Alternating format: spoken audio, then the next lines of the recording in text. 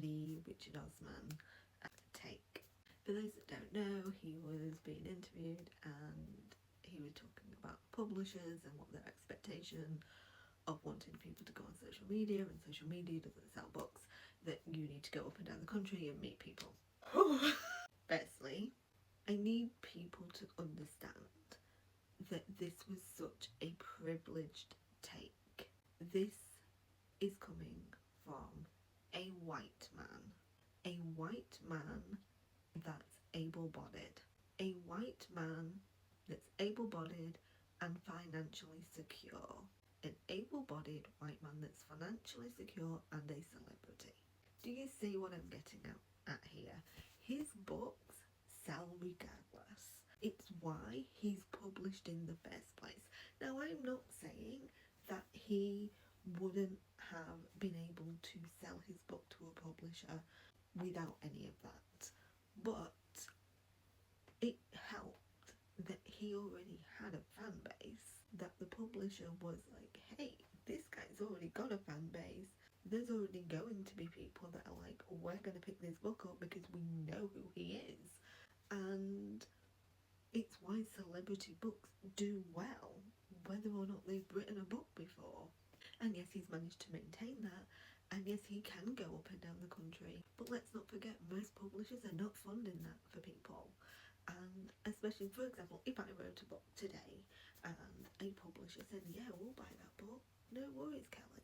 They're not going to pay me to travel up and down the country. They're definitely not going to make sure all of my needs are met as a disabled person, right? They're not going to be making sure that I'm getting all my meds.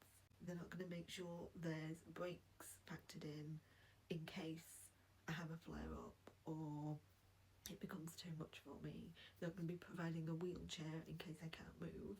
They're not going to be, cancelling things at the last minute in case I end up with a chronic migraine and are throwing up all over the place. They're not going to be providing a car to transport me all over the country. Like, they're not doing that for me.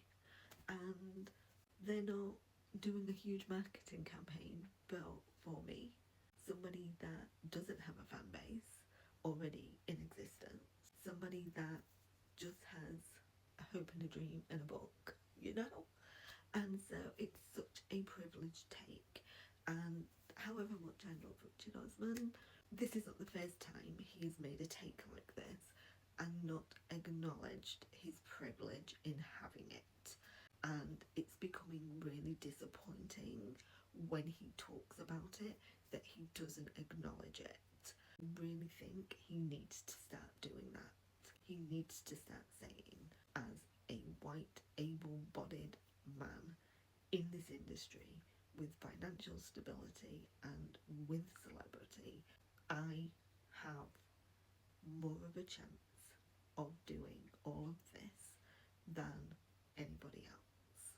And this whole implication that being on social media doesn't sell books is just false. Absolutely false.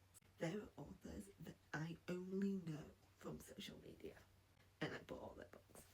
It's a bullshit take, is what it is. And getting out and meeting people is lovely, but unless somebody knows you exist, they're not going to come and see you.